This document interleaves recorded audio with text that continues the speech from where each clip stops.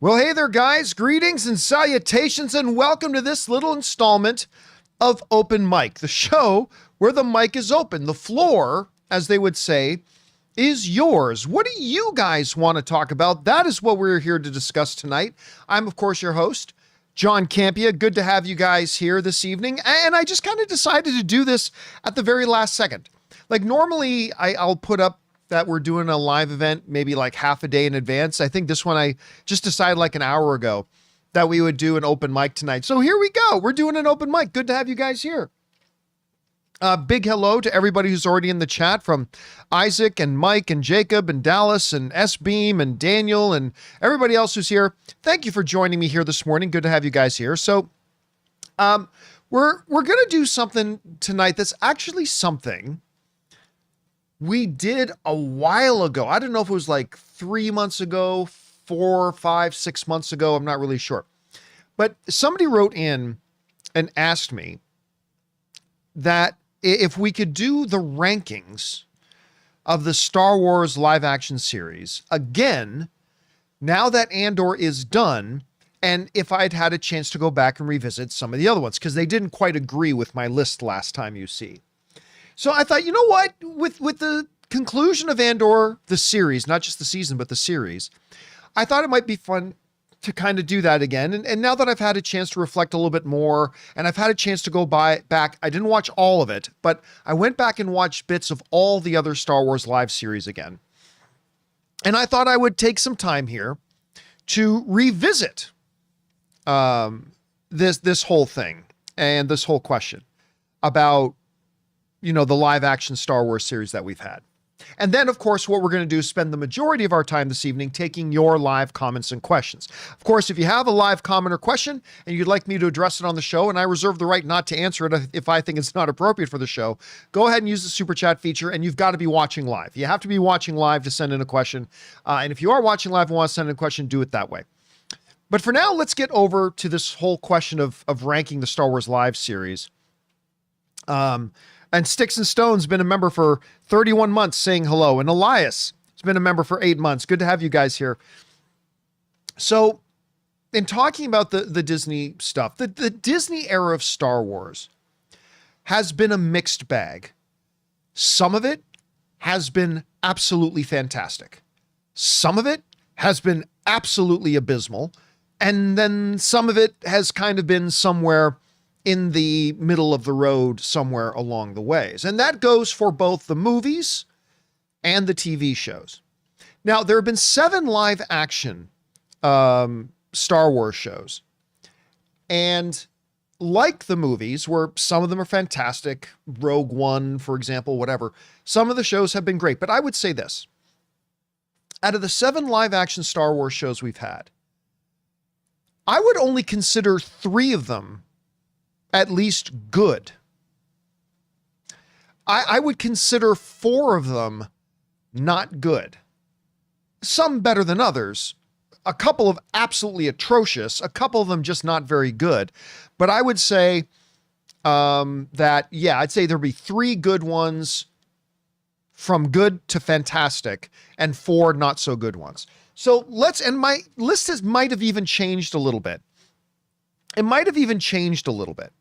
I'm not quite sure how I ordered this before, but again, having gone back and revisited a couple of, like all of them, at least a little bit of them, here's how I would rank them, starting from the bottom and going to the top. The worst series is a really tight competition. The worst Star Wars series is a tight competition between 2 shows: The Acolyte and The Book of Boba Fett. Both completely abysmal shows. However, like every one of the shows here, they all started good. You ever notice that? Even the bad Star Wars shows, they all started good. Right? They all started with some like the first episodes. I would even say that about The Book of Boba Fett and The Acolyte. They started with some promise. They started out looking like, oh, this could go somewhere. This could be good. And then, of course, they went downhill. But after going back and watching a bit of both of these series, I have decided that I have to give the upside down crown, the bottom of the barrel, I believe the worst of the Star Wars live action series, it goes to the Book of Boba Fett. Now again, it was close to call. It was close to call between Book of Boba Fett and the Acolyte. But as bad as the Acolyte was, the Book of Boba Fett, I think, was even worse. And again, I acknowledge that it started off with some promise. You had those episodes that Bryce Dallas Howard directed, the ones with Mandalorian in it. Those are good episodes. But the problem was there's only a couple of decent episodes, and then the rest were so bad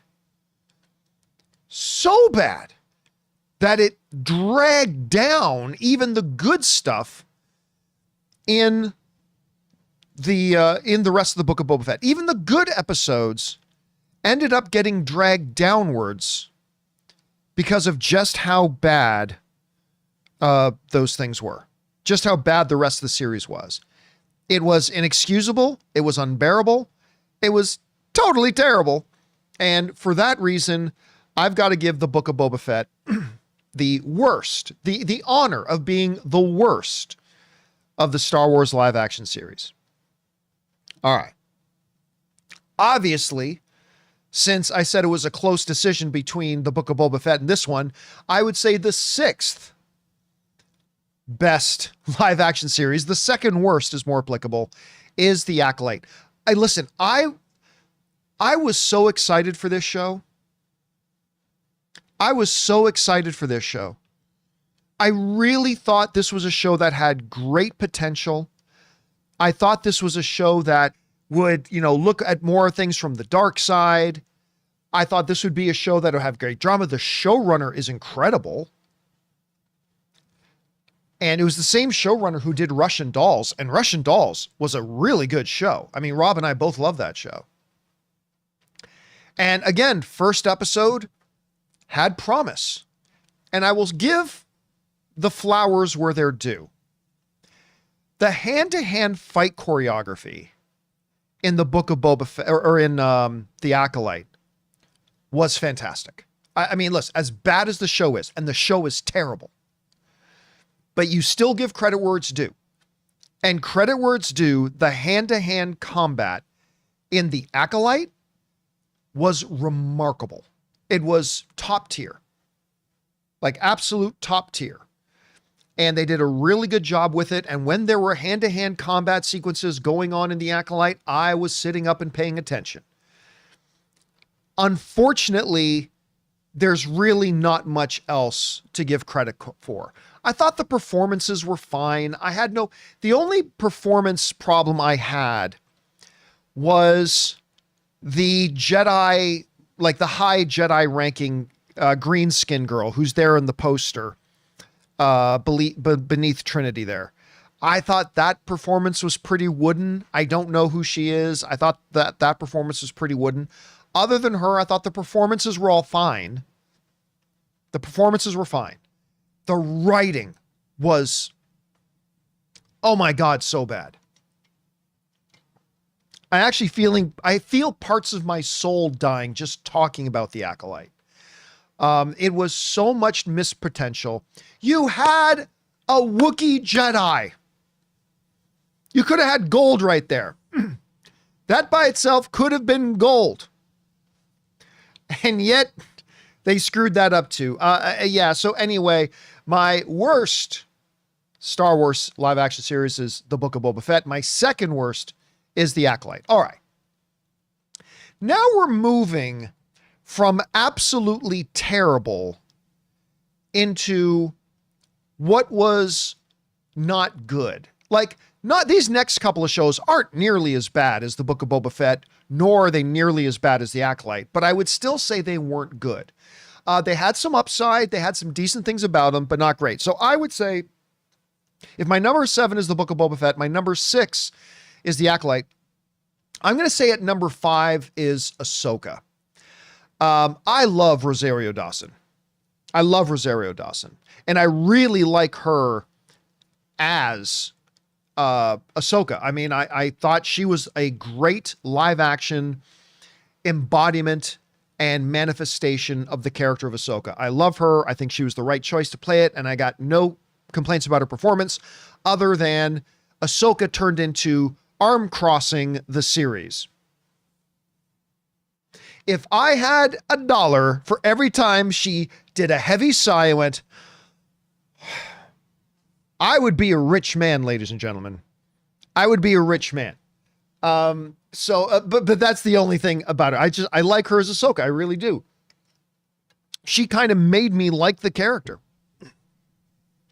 That said, the show just was, it had so many, like, I get it.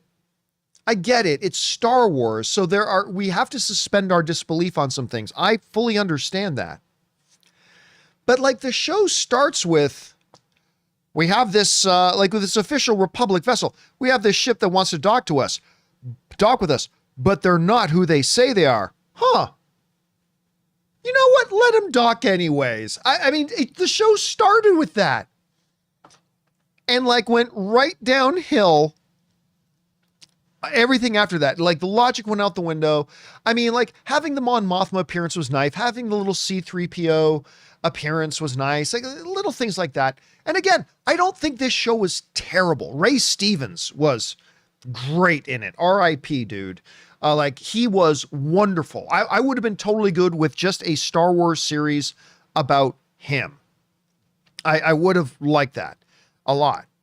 Anyway, so again, had some upsides. Having Thrawn in it was cool. Seeing a lot. I mean, really, the Ahsoka series was really more Rebels season 4.5. There were 4 seasons of Rebels, right? Anyway, Ahsoka was really Rebels season 4.5. I mean, that's really what it was. And I really like Rebels. So it was kind of neat seeing a live action version of Ezra and all that kind of stuff. So again, Ahsoka is not in the same category as like Book of Boba Fett and the Acolyte. It's not in that category, but it also wasn't very good. So I'm going to say Ahsoka is going to be at number 5 for me.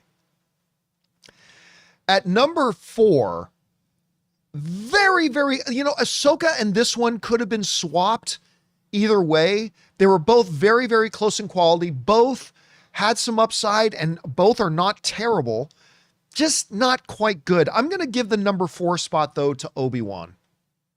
Again, just like all the other freaking shows, it started with promise. It started with potential. The first episode I thought was pretty darn good of Obi-Wan. I thought it was really good, as a matter of fact. And I thought, oh boy, here we go. This show's going to be really good after the first episode, right? But then the writing just got really terrible. And I don't know what they were thinking with half the things they did. Although, series finale, the fight, not the first fight between Vader and Obi-Wan, that was kind of but the fight between Vader and Obi-Wan in the finale was fantastic. Like absolutely fantastic. Like I felt like forget about Obi-Wan's fight with Grievous. This was the fight to me that defined Obi-Wan Kenobi. This is General fucking Kenobi to you. It's like, do you forget I am a Jedi Master of the High Council? Like I'm a member of the Jedi High Council, bitch. I'm not some cannon fodder. I'm not just some wise older guy. I am fucking General Obi-Wan Kenobi. And he kicked ass. He kicked Vader's ass. And I thought that fight was great. I really did. Again, that one great sequence does not salvage what was overall a disappointing show. Not terrible show, but a disappointing show. So in the bottom rung, in the realm of terribleness, I got Book of Boba Fett and the Acolyte. And then the second tier of not terrible, but also not quite good, I've got Ahsoka and Obi-Wan. Okay. Now we get into the shows that I would consider to at very minimum be good. Like these shows were good. And the one I'm going to put And the number 3 spot was a really wonderful experience to watch. It was charming and delightful. I don't have it in the top 2, but I was really glad this show came out, and that is Skeleton Crew. I had such a good time with this show, man. I had so much fun with it. I mean, it promised Goonies in space. And that idea appealed to me. I thought that sounds like a lot of fun. And unlike a lot of other Star Wars projects, this one actually delivered what it promised. Skeleton Crew was indeed Goonies in space. And it was just a ball of fun to watch. Is it as good as either of the 2 remaining shows, being Andor and The Mandalorian? No, not quite. But it was absolutely a delightful viewing experience. It made my heart smile. I really had a lot of fun watching this show. I hope they do another season. They don't need to. They don't need to. But I really hope they do another season. I think, I mean, the viewership of it wasn't great, but the viewership went up every single week, which very few shows do. And I think that speaks to the quality of it. I would very much like to see another one. Don't give me a prequel. I don't want to see the young adventures of the young Padawan that Jude Law played. I don't want that, but give me another season of Skeleton Crew, man. I'd like to see that. All right. So again, number 7, Book of Obi-Wan, Book of Obi-Wan. 7, Book of Obi-Wan. The Book of Boba Fett. Number 6, The Acolyte. At number 5, Ahsoka. At number 4, Obi-Wan. At number 3, Skeleton Crew. That brings me into the second one, which is Mandalorian. Now, Mandalorian at number 2 almost dropped down to number 3. Still good, but it almost dropped down to number 3. The reason for that is season 3 is not very good. Like season 3, I would put on the level of Ahsoka and Obi-Wan. Whereas I really loved the first 2 seasons. Season 3 was not good. And so that almost made me drop it down to number 3. But the thing is, the first 2 seasons were so strong. And we are evaluating these as a series as a whole, not individual seasons. The first 2 seasons were so good that even though season 3 had weaknesses, I think Mandalorian on its own is still strong enough to be in the number 2 spot. And so I gave it the edge over Skeleton Crew. I mean, if Skeleton Crew had another season and it's absolutely bombastically fun, fantastic, maybe it takes the Mandalorian spot in number 2, but I feel good keeping Mandalorian in the number 2 spot. Only 2 things in the past 5, 6, 7, 8 years, only 2 things have somewhat unified the Star Wars fandom. The Star Wars fandom is a toxic, terrible, awful place right now. It's just really a disgusting, awful place. And it's incredibly divided and it's all that kind of stuff. But in the past 5, 6, 7, 8 years, 2 things have at least momentarily kind of united the Star Wars fan base. And one of those things was The Mandalorian, particularly the first 2 seasons. The Mandalorian was like that one thing that really came out when Star Wars needed it badly. And it came out and like all these different factions of the Star Wars fandom all together kind of looked at it and go, oh, we all like this. This is good. It wasn't the best Star Wars of all time or anything, but it was really good. Jon Favreau really captured that whole Western feel in space. Wolf and Cub. He really nailed it. And the job they did and all the directors, Dave Filoni and everything else too, they really captured it. Season 2, people weren't liking season 2 quite as much. I was. I love all of season 2. But a lot of people were kind of wavering on season 2 until you got to the last couple of episodes, particularly with Luke showing up, and then everybody got on board with it. But I loved all of season 2. I thought the first 2 seasons were great, and I think they more than make up for the weaknesses of season 3. So that's why, for me, Mandalorian gets to stay in the number 2 spot. And then clearly the best. I mean, some people are actually out there arguing that forget just Disney TV. There are some people arguing, not me, but there are some people out there arguing that Andor is simply the best thing Star Wars has ever done. I don't.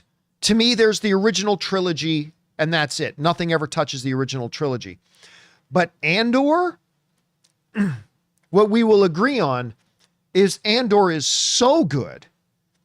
It is easily and by far the single best piece of Star Wars entertainment since Return of the Jedi, since the original trilogy ended. Nothing else comes close.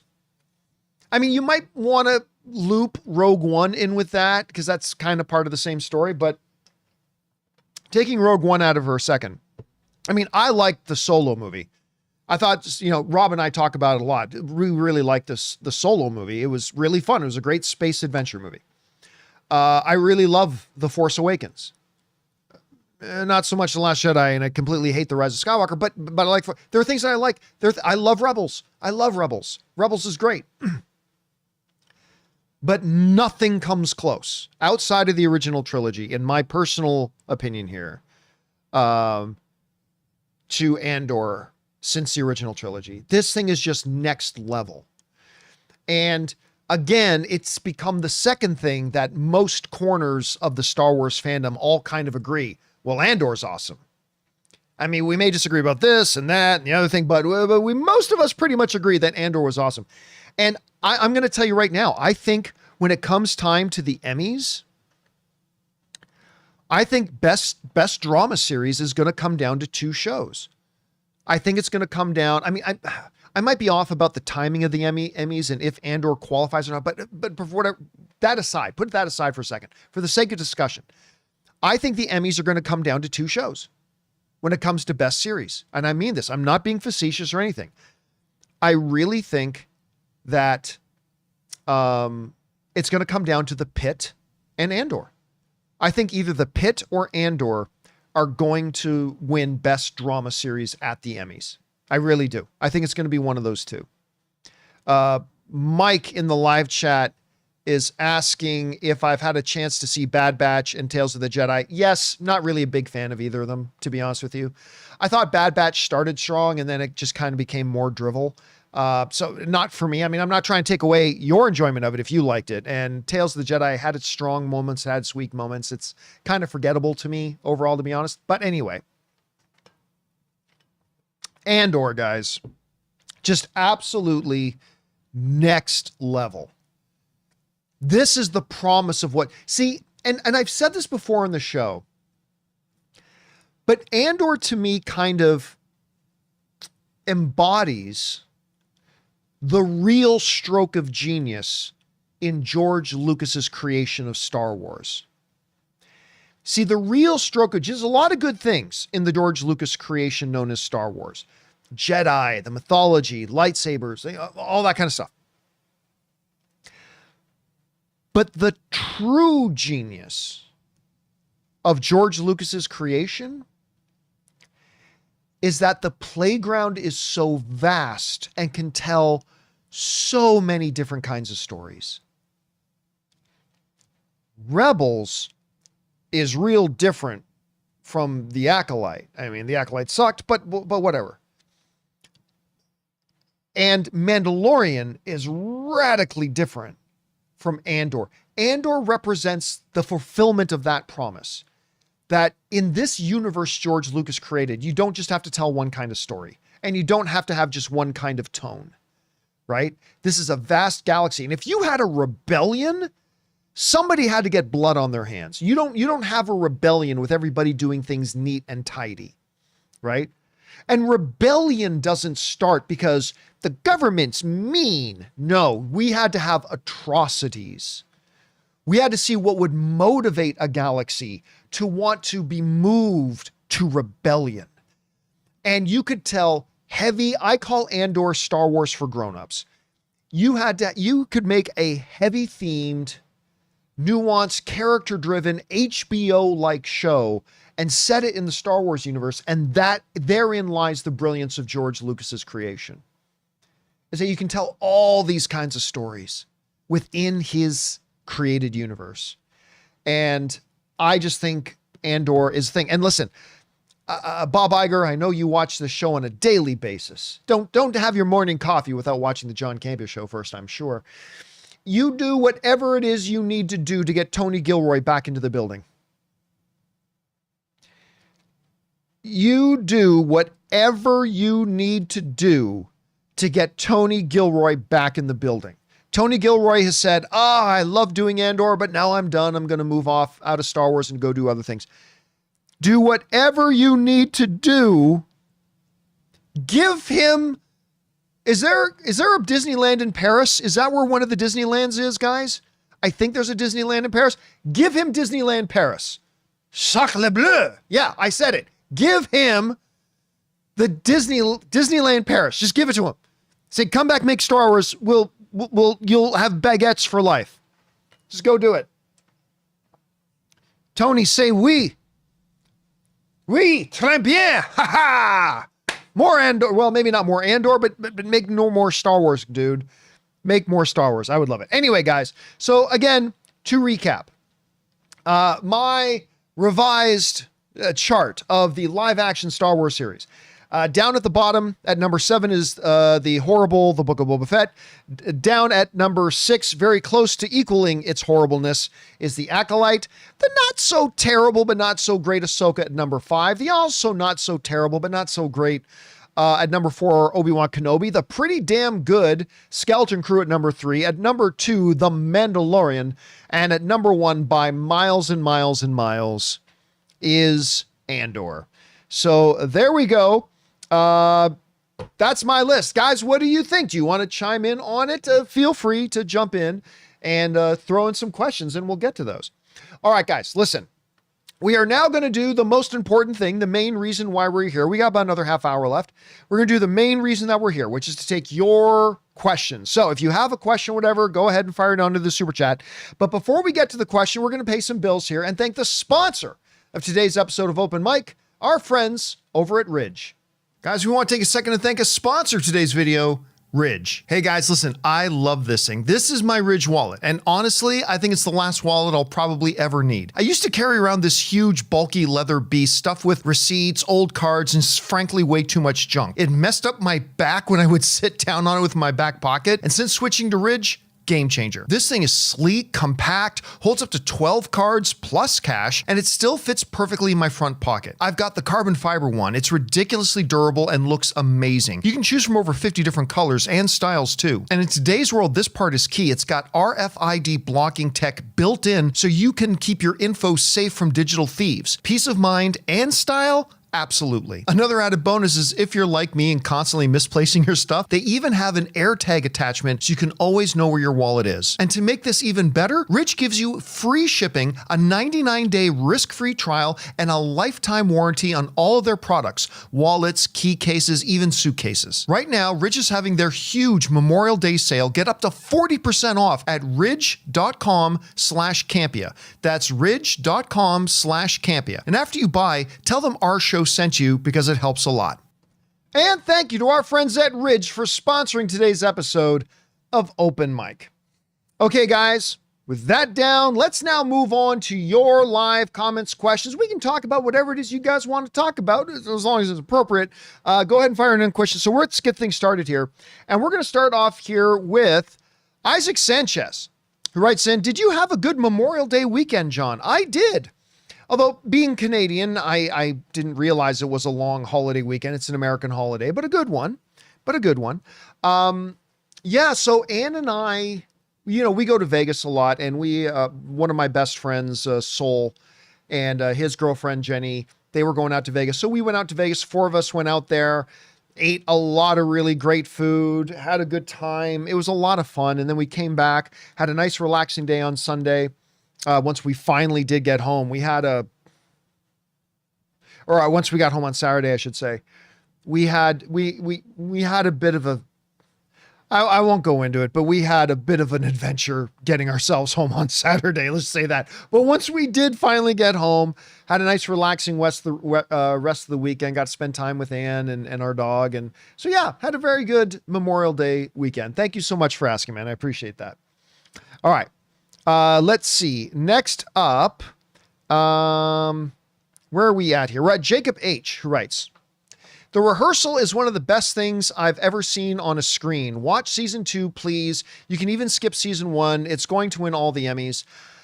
I mean, I've heard good things about it. Honestly, I got too much other stuff I'm trying to watch. I probably won't get around to watching it, but I've heard good things. I've heard good things about the rehearsal. And I think I've heard they even did some stuff like a lot of long continuous shot stuff, kind of like that episode of The Studio. Not really sure, but at any rate, I've heard good things. I just don't know if I'm going to get around to watching it. Jacob is saying it's great. It's great. I've heard really, really good things about it. All right. Let's see. Next up, we've got, thanks for that, Jacob. We've got Dallas Designer, who writes, as both an entertainment fan and a musician, if you could pick just one piano-based score, would you choose Severance or Succession? Choose carefully. I'll be honest with you, I couldn't hum a single bar to either one of them. Now, don't get me wrong. I'm sure if you played them for me right now, I would be able to identify it. But yeah, I can't hum a single bar. Couldn't hum a single bar. They are two great shows, though. They are two really, really great shows. Severance. I worry. Here's, okay, look, I loved season 2 of Severance, although it wasn't as good as season 1. But I kind of feel like season 3 is either going to be really epic or the wheels are going to completely fall off the series. Yeah, I just have a feeling everything could just start falling apart with the series. And we've now gone 2 full seasons and we don't even have remote answers about things. We got like question E, F, G, and H kind of answered, but we still don't have answers to questions A, B, C, D. You know what I mean? But it is a terrific show. Succession was absolutely fabulous. I loved Succession. They were both great. But again, unfortunately, Dallas, off the top of my head, I couldn't even hum a single bar. I can't recall what either of their scores sound like. Of course, if you played them for me, I would probably be able to identify them, but I just don't know them off the top of my head, so I can't pick one. All right. Next, we got David Cushmore, who writes, are you going to watch WWE? The answer to that is no. Are you going to watch WWE MTB? No idea what that means. PLE, no idea what that means on June 7th. The answer to that, unfortunately, is no. And I don't know what MTB or PLE means. The only real wrestling I watch these days is if it's WrestleMania. I generally watch WrestleMania. Or I'll watch an AEW event if my friend Nigel McGuinness is in it. If Nigel McGuinness is in it, I'll watch it. Just like he was in the pay-per-view the other day. He had a tag team match the other day. But other than that, I don't watch a lot of wrestling right now. I go through periods of my life up and down about when I'll watch some wrestling and sometimes when I won't. But I'm kind of in a phase right now where I'm not watching a lot of wrestling. Again, I will tune in for WrestleMania and then I'll watch whenever Nigel is wrestling over in AEW. All right. Next up, we've got Curtis Lopez, who writes, this is the second Tom Cruise went up against Stitch. Minority Report came out at the same weekend as the original Lilo and Stitch in 2000. Oh my God. First of all, Minority Report was 2002. Minority Report was 2002. That was 23 years ago. Oh my God. Like Lilo and Stitch. Yeah, that feels, Lilo and Stitch to me feels ages ago. Ages ago. Minority Report. I know it wasn't recent, but it doesn't feel like it was 20 some odd years ago. That is a really fun little piece of trivia that this movie marks the second time that Tom Cruise went up against a Lilo and Stitch movie. That's actually really interesting, but I still kind of refuse to believe that Minority Report came out 20 some odd years ago. Oh my God, that just makes me feel old. Okay. Next up, thanks for that, Curtis. Let's see. Hosea writes, you've been in the game a while, John. Have you've seen more forced and manufactured hate for a movie pre-sale than Superman. Can't wait to take my kids. Yeah. I think the reality is the people who are waging the hate campaign have lost. They've lost. They lost because when you look at the general, what's the word I'm looking for? The general polls that are done like through Fandango, through IMDb and stuff like that, the general movie-going audience just simply is not listening to them, right? They're just not. Now look, I have no problem if there are people out there, and I know that there are people out there who are not looking forward to the new Superman movie because James Gunn isn't their cup of tea. And the movies James Gunn makes isn't quite for them. So therefore, why would they look forward to Superman? That's completely understandable. I have no qualms with that. Also, there are some people I know who are not looking forward to the new Superman movie because they don't generally like comic book movies. No problem with that. No issue with that. But here's the thing though, Hosea, is that you are treating that little hateful group like they're actually bigger in number than they are, and they're really not. They're getting drowned out by a lot of things. Now, listen, I still don't think Superman is going to make a ton of money because it's just got too many hurdles to overcome, right? It's yet another new Superman.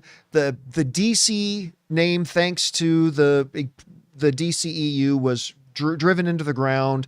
Everybody abandoned the DC stuff. It's going to take a lot for them to gain everybody back. And they're not going to gain everybody back in one movie. Warner Brothers understands this. So I don't believe Superman's going to make a ton of money. And listen, by the way, I haven't seen the movie. For all I know, it could be crap. It wouldn't be the first time I went into a movie I was really looking forward to that ended up being garbage. Craven and others and many others. Happens all the time that I have a movie I'm super excited about and end up being disappointed by. And this could be one of them. This one could be one of them. But I think it looks really good. It looks really good. Then again, there have been other movies that have looked good and turned out to be bad. Again, so we'll see. But yeah, to answer your question, have I seen a bigger camp? Yes, I have. There have been bigger ones, particularly surrounding Star Wars. And a couple of other things. The one around here is actually not so loud. I mean, it's a small group that scream really loud like they're crying for their mamas, but it is what it is. And listen, the movie may end up being bad, and if it's bad, it's bad. Or it may end up being great. They certainly won't admit if it's great. I'll tell you if it's bad.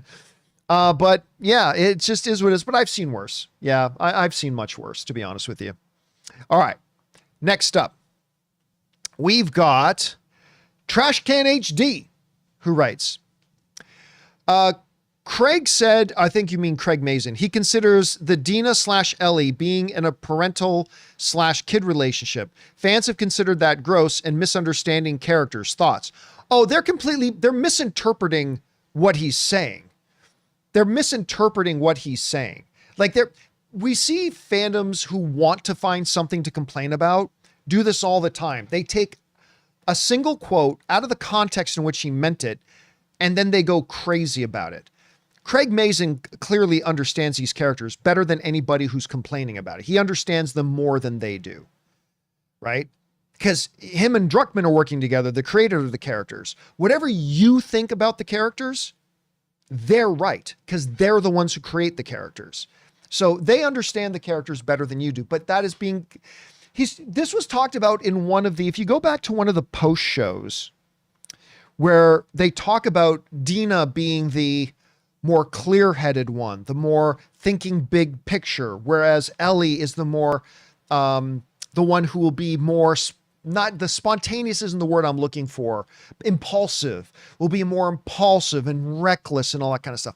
I think he meant it more in that sort of a sense. Anyway, so yeah, I think that's people, even in some places, deliberately misinterpreting what he was talking about, but whatever, it is what it is.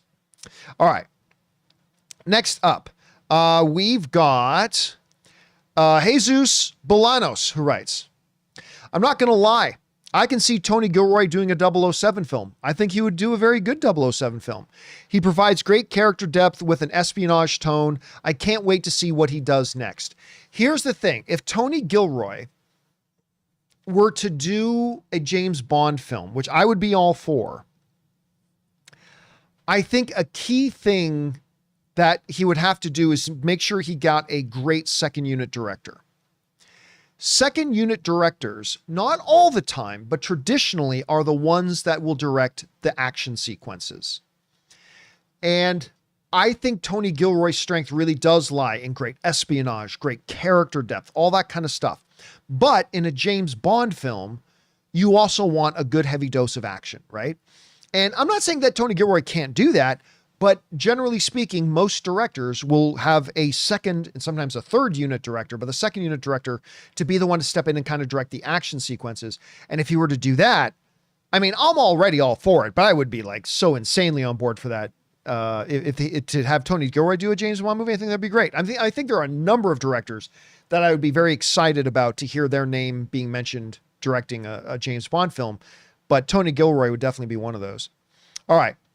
Dallas Haas writes, Michael will have 22 days more filming next month. Yeah, man, they found themselves in a real pickle. I feel really bad for Lionsgate, man. I feel so bad for Lionsgate. They got stuck in a situation that was completely not their fault. With the whole thing about the rights issue that the estate of Michael Jackson forgot about.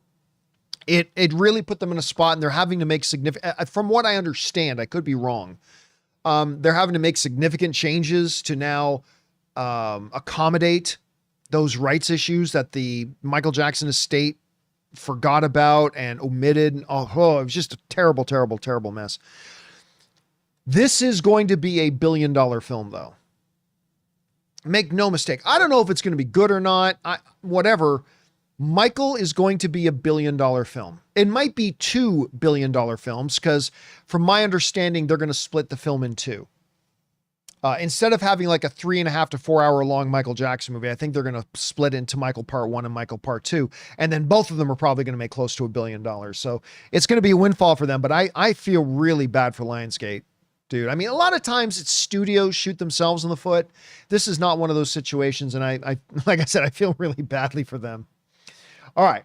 Let's see. Next up, Colossus Combat writes, John, I had my first amateur Muay Thai debut and won by decision. Have you ever had any fights? I've had many.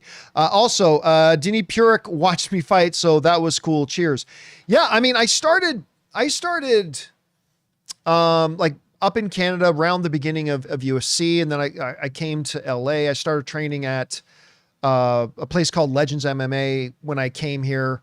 That Boss Luhrmann was like one of the owners of, and Captain America was one of the owners of, and stuff like that. Anyway, all my stuff came to an end when I was in a Muay Thai class with a UFC veteran, James Sandman Irvin. And I was in a Muay Thai class with James Sandman Irvin at the UFC training facility. And my wife happened to be in a jiu-jitsu class at the time. And I finished the class. It was fine. It was great. And I'm sitting down waiting for Ann to finish. I'm off in a waiting area waiting for Ann to finish her jiu-jitsu class. And I ended up getting shoulder pain. I ended up getting this really bad shoulder pain. And I ended up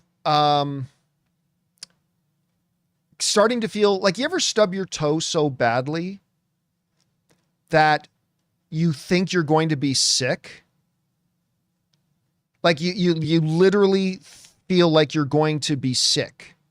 Like it just hurts so bad. Like, oh my God, the pain. You think you're going to puke. Well, my shoulder started hurting so bad, I thought I was going to throw up. So I went into the bathroom, and the manager saw me going to the bathroom, and he said I looked green. And there just so happened to be a firefighting paramedic team there at the UFC gym training as well. So he said, you should go check on that guy. They came in, checked on me. I started to feel better. And they said, do you want us to take you to the hospital? And I said, no. By the way, somebody said, wait, Boz Lerman owns a gym? Sorry, I said Boz Lerman, didn't I? Boss Rutan. Sorry. Boz Lerman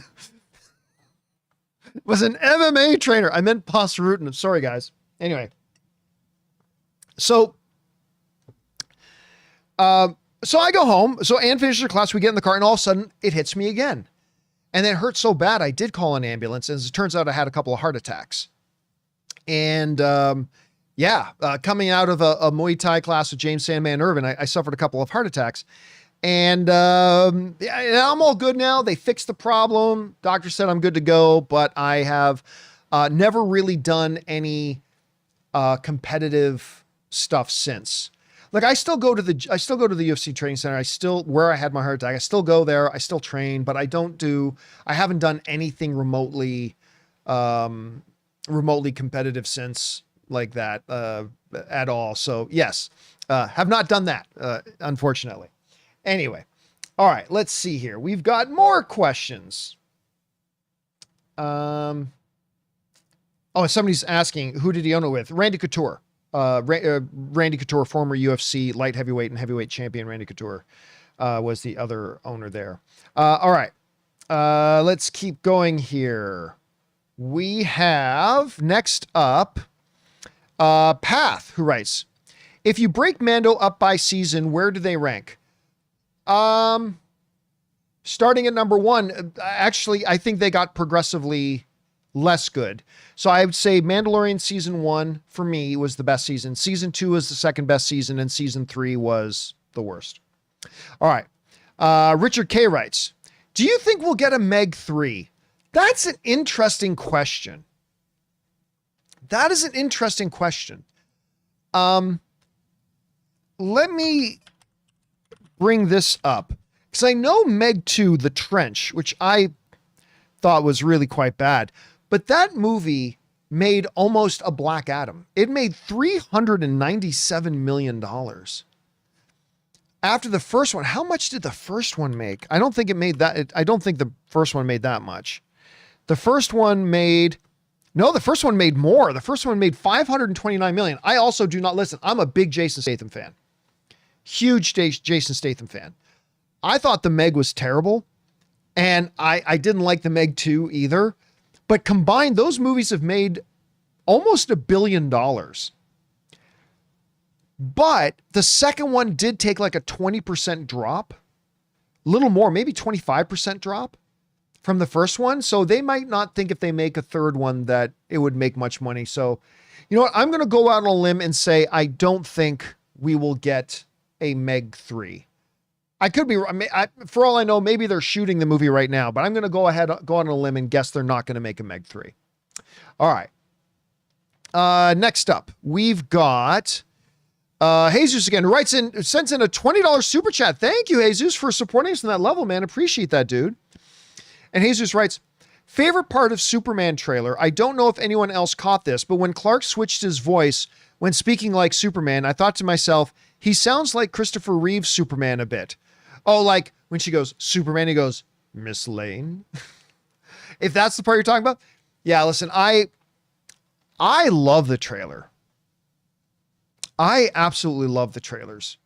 I think they're great. I think it's going to be, the big criticism. I love Man of Steel. Obviously, I got Henry Cavill back here still watching Vigil over the studio. My favorite Superman movie of all time, Man of Steel.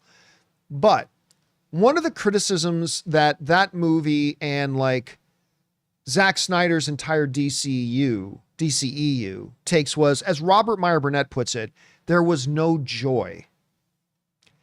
And have whatever you want in like comic book movies, but you want to go into them and have some joy. Now, you could then point out, well, I mean, Christopher Nolan's Batman films didn't have a lot of joy. Matt Reeves's Batman movie didn't have a lot of joy. And I would agree with that, but Batman is that kind of character. Like if you're going to do that with any character, I mean, you do that with Batman, and there are probably a couple of other characters you could do that with as well. But when you're approaching like a comic book film, just like comic books, you want a mixture, right? Like you want some heavy stuff, you want some dark stuff, but you also want to have some joy. I think a great part of that is, I think Thunderbolts is a great example of that, right? I mean, it's dealing with like addiction and depression and all this kind of stuff. And yet in the midst of dealing with all those things, they also had moments of great joy. And that's one of the things that, the old DCU got criticized for a lot. Even though like some of them did deliver that, Blue Beetle, Flash, whatever. But I think this is going to have, if you look at James Gunn's other stuff, Guardians of the Galaxy, particularly Guardians 3, heavy, dark stuff mixed with joy and levity at the same time. And that's part of the reason why Guardians 3 is so freaking fantastic. All the Guardians movies are great. And what I think he did that great with his Suicide Squad. Super dark, depressing moments, but at the same time, a lot of laughs and joy at the same time. That's what a Superman movie should be. And if James Gunn cannot do what Taika Waititi, who I love, but if James Gunn can avoid doing what Taika Waititi did in Thor: Love and Thunder, which was lean too much into the silliness, there wasn't a balance. Like there was a balance in Ragnarok, which is why Ragnarok is so great. There was a great balance of heavy stuff and humor. But then in Thor: Love and Thunder went way too much to the side. As long as James Gunn can avoid that, and I've never seen him fail to avoid that, then I think we're in for something really good. All right. Let's see. Next up, we've got David Cushmore, who writes, Are they going to do Star Wars episodes 10, 11, and 12 movies? Probably. Are they going to do a sequel of Rogue One and Solo? Los Angeles will get I don't know what PWHL is. I'll answer the one question. Do I think there's going to be Star Wars 10, 11, and 12? Yes. I mean, it's just from a marketing point of view, it's too valuable of an IP, right? Like you can have these other Star Wars stories, Andor and Rogue One and whatever. You can tell these stories. These are great. But I think at some point you move forward in the future and you call it Star Wars Episode 10. You move into the future and call it Star Wars Episode 10. Because to me, the Star Wars proper movies are the ones that deal with the fate of the whole galaxy. Right? Then you can have movies like Solo, which is a more contained story. You can have movies like Rogue One, that is a prequel to the original Star Wars film. You can do stuff like, you can tell stories like Skeleton Crew, which is a self-contained thing, right? But at some point, you should get back to telling Star Wars stories that also are on a galactic level. And I think those are the movies that you give the numbers to. Like we're moved past the Star Wars or the Skywalker era. We're well past the Skywalker era now. Move past all that, move into the future a bit, and then tell the next one as Star Wars episode. Because again, Star Wars is not the story about the Skywalkers. Star Wars is the story about a galaxy and a galaxy with a rich history. And so I think you can move forward from that and do that. And like when you ask, can you do a sequel to Rogue One? Well, it's called Star Wars: A New Hope is the sequel to Rogue One. So there you have it. All right. Next up there. Thanks for that, David. Richard K writes, Javier Bardem as DCU Joker. If it happened, you probably mean thoughts. You know my thing, X actor and X role. I don't care as long as you get a really great actor. Javier Bardem is an Academy Award winning actor. So yeah, sure. I'd be all for it. I mean, there's also 10 or 11 or 12 other names you can mention that I'd be very excited about them playing it too. But that will again be because they're great actors. But then again, I don't know if Javier Bardem would be a good fit as Joker, because every Joker that we've had have been very different and unique. And just because Joaquin Phoenix played a great Joker in the first Joker movie doesn't mean he would have been the right choice to play, the Jack Joker, right? So it all depends. That's why the only thing I worry about, Richard, the only thing I care about is, are you getting a really great actor? Javier Bardem is a world-class Academy Award-winning actor. So yes, I would be all for that. I'd be all for it. All right. Next up, we got Richard K again, who writes, more likely a new Bond first or a new Bourne first. I absolutely think we're going to get a new Bourne. What that's going to look like and who's going to be in it, I don't know, but I do believe we're going to get another Bourne. But I believe we're going to get a new James Bond movie sooner than you think. I think we're going to get a new James Bond movie sooner than you think. Because Jeff Bezos, the owner of Amazon, he loves James Bond. Now, you can think whatever you want about Jeff Bezos, who could be an actual real life James Bond villain. But whatever you think about him, he is a big James Bond fan. And I think he is making Bond a priority. They've already hired their heads of their Bond universe. They're moving. Pieces are moving. I'll go on a limb. I'll go out right now. I have no actual information, but I completely believe they've already cast the new James Bond. I 100% believe that. I believe they've already got their new James Bond.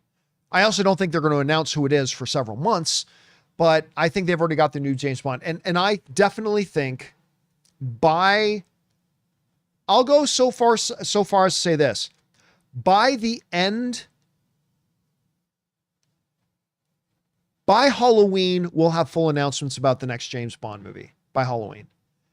So we're about to be in June, July, August, September, October. So I'm going to say within the next 4 months, we will have full announcements of when the new James Bond movie is, who's directing it, who's going to be our new James Bond. I think by October, we're going to have all of it. All of it.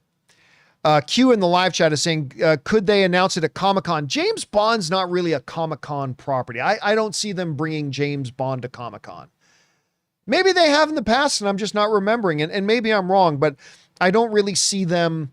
I don't see Comic-Con being where they announce the new James Bond. It would be a good place and a good time to do it, but I don't think they will. I don't think they will. All right. And our last question of the night, which is perfect timing because I said we were going to go an hour and we're now at an hour, comes to us from David Cushmorgan, who writes, who do you think is going to win the Stanley Cup?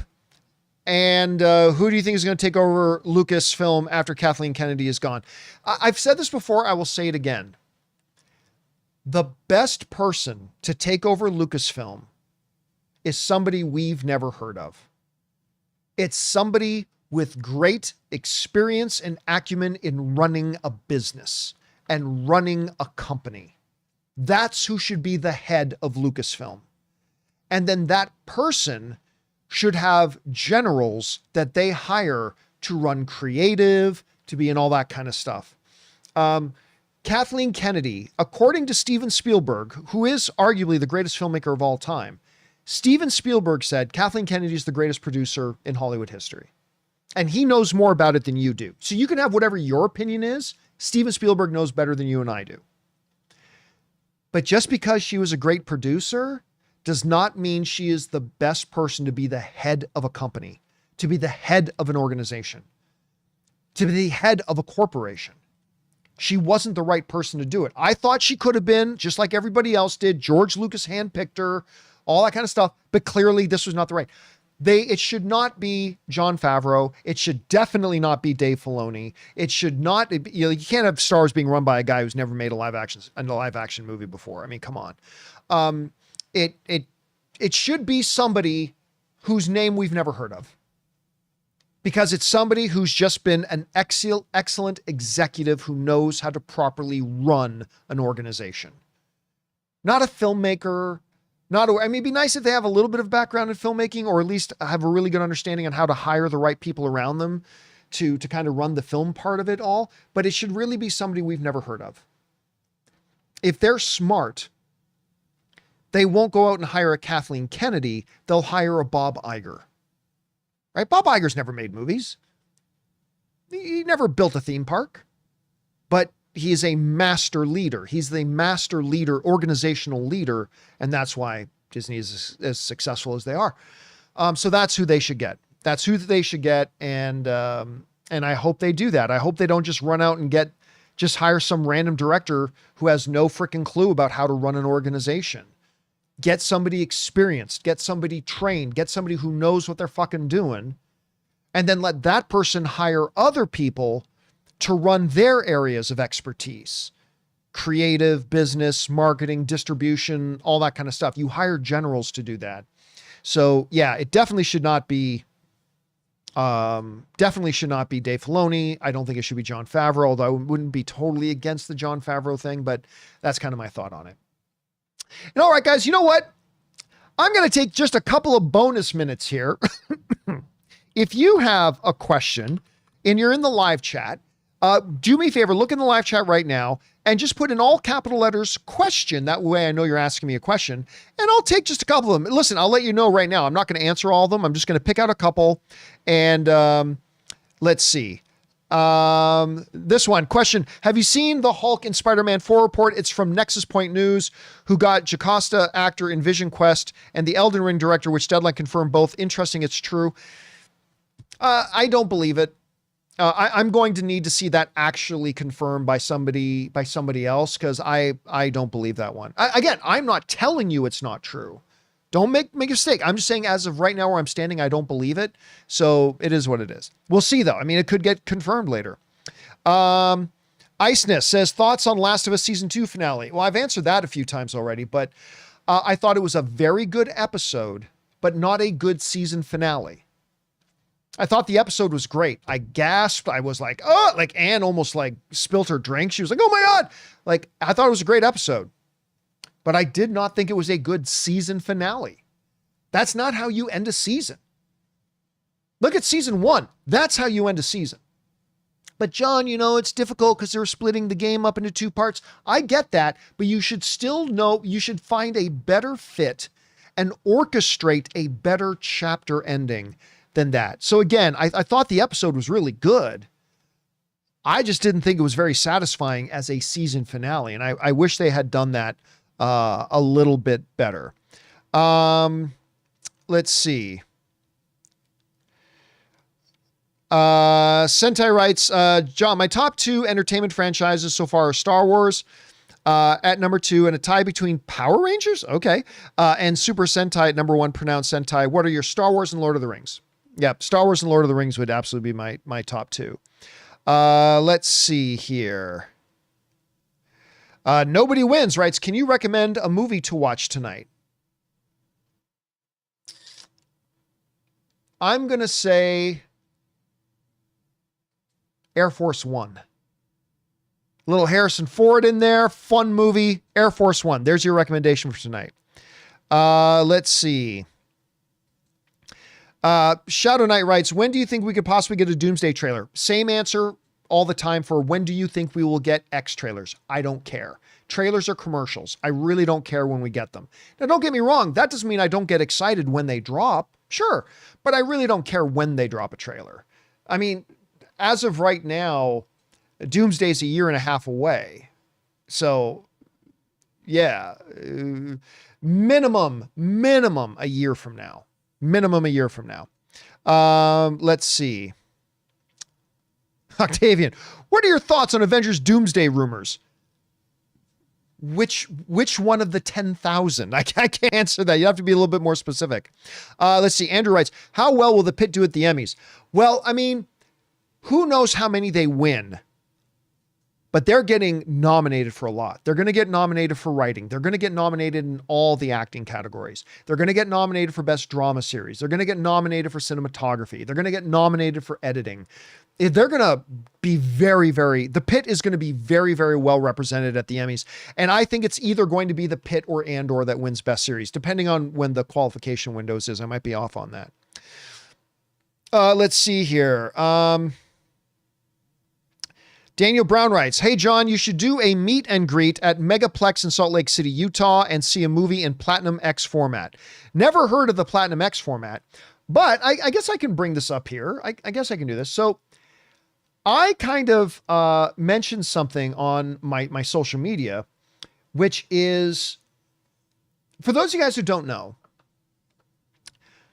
and some of you do know this because you've been watching for a few years, but for a couple of years now, my dream has been to get a van, like a really nice camper van that I can travel around, that Ann and I can get in and travel around North America. And I was going to do that when I retired, and I was going to retire this year. So when I made the new sponsorship, when I got that offer for the new sponsorship deal, I still wanted to get the van and travel around. And I was able to accept the new sponsorship deal because the van we were hoping to get would also be a van that we could travel in and work from. And now Ann and I have found the van. Here's a look at it. Let's see if I can bring it up here. You might see it better from here. This is the van. I'll bring up another picture of it here. That's near the front of it. This is from the back of it. This is a picture of it as a whole. We have found our van. And by the way, see the van, the seating area? See the roof above the seating area with the lights? That's actually the bed. You hit a button in front and the table lowers and that entire ceiling part comes down and it's a full queen size bed on top, which is amazing. You can actually see it there. See, right beside the bathroom, you can see up near the roof, up near the air conditioner, you can see the bed up there, right? So during the day, you raise the bed and you've got this big, gorgeous seating area where you can work from. And see that what looks like a window back there? That's not a window. That's a 32-inch TV. And that 32-inch TV swings out on this arm, and you can use it as a TV, but you can also plug into it and use it as a second or a third monitor and all this kind of stuff. The van has built-in Starlink Wi-Fi, so you can have high-speed internet wherever on the planet. And so the reason, I didn't talk about this before, but the reason I was able to accept the new sponsorship deal and not retire this year was because with a van like this, we're still going to be able to go and travel around the country. The thing is, Jonathan and Ray and Rob are still going to be here in the studio, and I'll just I'll just Skype in and from the road. And, I'll still be in studio, like say, I don't know, like 12 or 13 out of the 20 shows we do every month. I'll still probably be here, but probably 7, 8, 9, 10 shows a month I'll be doing from the road. So Jonathan will still be here in studio running everything from here with Rob, and then I'll be on the road. And because this van will let me do that, I was able to accept the sponsorship deal. Now, the reason Daniel Brown is bringing up I should do one at the Megaplex in Salt Lake City is because one of the things that we are planning on doing once we get this van and we start going around is not only do I want to travel and stuff like that, but what we're going to do, and we're going to get the van, I think we get possession of the van sometime in August or September, is at least 3 or 4 or 5 times a month, we are literally going to drive to different cities in the US and do kind of a meet and greet at different movie theaters. So for example, the way it's going to go is something along lines like this. Let's just say Salt Lake City, Utah. Okay. So I don't know what theaters there, but for argument's sake. So we'll get on the channel, on the page and say, hey guys, next Saturday, the 19th, we are going to go to the 4:00 screening of Fantastic Four at the Regal Cinema 15 in Salt Lake City, Utah. That's where we're going to be. So if you want to go get tickets and be in the theater with us, then after the movie's done, we're going to spend an hour hanging out in the foyer of the theater. And we'll just talk for an hour for anybody who comes and wants to take pictures, and we'll hang out and talk movies for a bit. And then we'll hit the road again. And then next Tuesday, we're going to be in San Francisco, California at the AMC whatever. And we're going to go to the 8:00 showing of the new Jurassic Park. We're going to be at the new Jurassic World movie at the 8:00 screening. And again, you can come and watch it in the same theater with us. You have to buy your own tickets, but then we're going to hang around for like 45 minutes or an hour in the foyer afterwards and just talk to anybody who wants to come and talk, say hi, hang out, take pictures. And I think we're going to do that like through the year. So like, yeah, somebody's saying, come to Houston. We'll probably go to Houston. We'll go to several places in Texas. We'll go to Houston. We'll go to, Dallas. We'll go to, where is South by Southwest held again? What's the name of the city in Texas where South by Southwest is?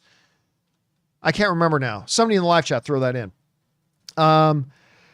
We will probably go to New Orleans. I don't think we can go to Dubai. We can't do that. Austin, Texas. We'll go to Austin. Then we'll go to, I don't know, Phoenix, Arizona or Scottsdale, or then we'll go to the East Coast. We'll go up to Canada. I mean, that's one of the things. So, this is something that, again, this whole van thing is something I have been harshly saving for, planning for, because this was going to be a big part of my retirement.